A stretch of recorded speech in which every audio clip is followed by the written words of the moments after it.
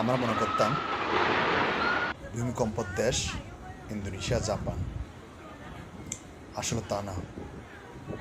এই পৃথিবীর সব কিছুর নিয়ন্ত্রক একমাত্র আল্লাহ।